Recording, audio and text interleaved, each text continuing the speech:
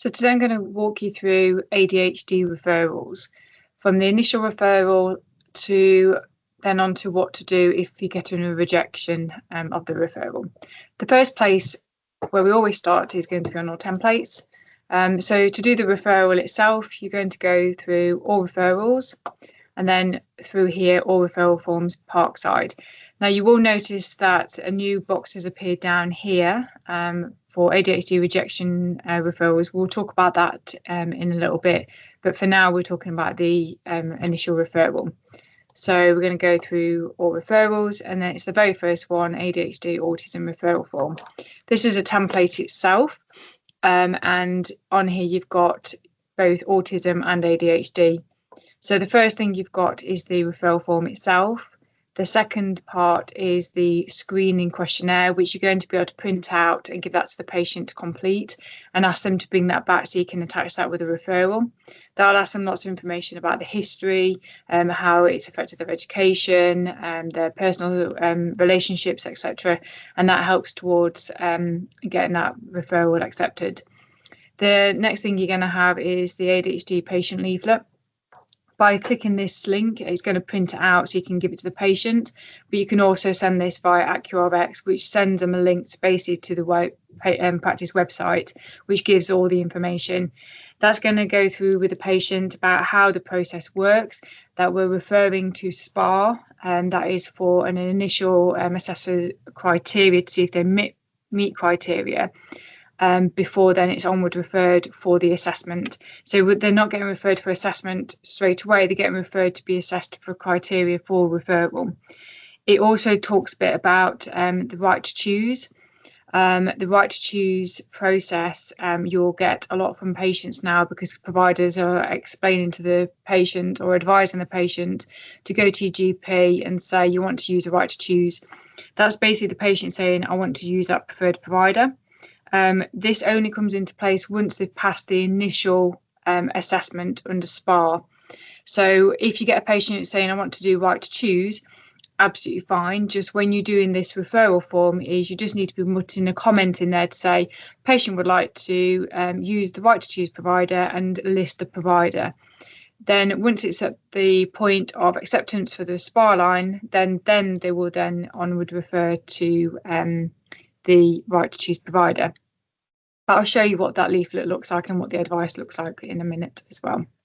So the first thing, as I say, you're going to be doing the referral form. You're going to give the patient the supporting questionnaire so they can fill that in and bring it back, and give the patient a leaflet about what is going to happen. That is the initial part. Then what happens if the patient then is rejected by SPA? So there's two things we're going to do with this.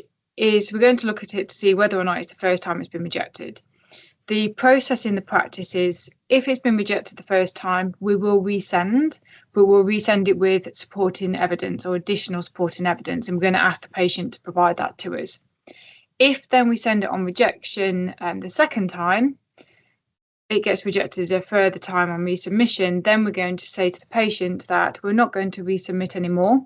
We resubmitted already again, and we would only do a further submission if anything significant changes or you can give us any further evidence. So I'm going to walk you through how we tell the patient that. You're going to get a letter that comes back from SPA to say this patient has not met criteria, therefore we're returning the patient back to you. We need to let the patient know that that's the outcome and then what they can expect to happen next.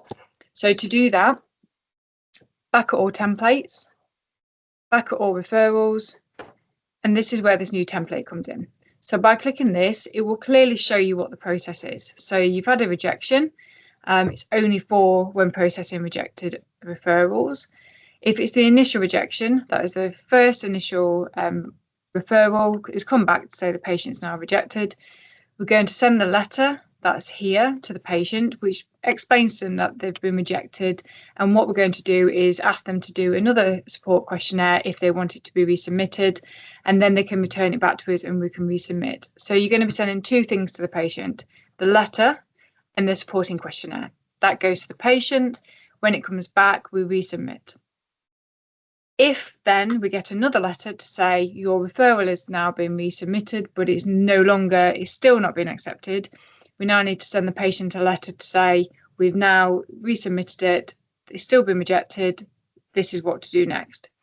This is where this letter comes. So by selecting this one, the letter that goes to the patient explains exactly that, but it also gives them self-help links as well to explain what's out there for them beyond being referred for an assessment. That is what you would send to the patient. The reason why this template's been added outside of this referral is when you go to this referral form, you will get the pop-up to say, please send the task to the typist. The typist doesn't need to be involved in this part of this scenario. So this template here is to quickly get access to those letters and the template for the extra supporting information if you need it. The information that the patient gets, I'm just going to show you down here.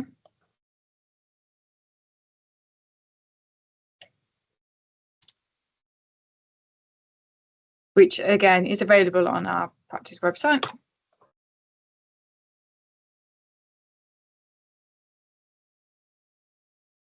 And it's under here, patient information, ADHD assessment. It will say down here exactly what to expect.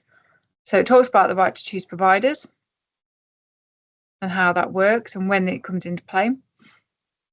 It tells the patient as well what happens if a referral is rejected. It says if the referral submission is further rejected, as I say, and we'll signpost you to organisations. And then underneath, these are the signposting information that is added in that final letter that says we're not going to send it again unless anything significantly changes.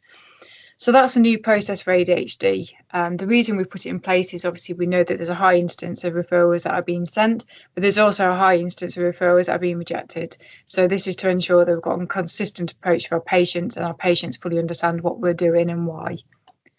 And that is the ADHD.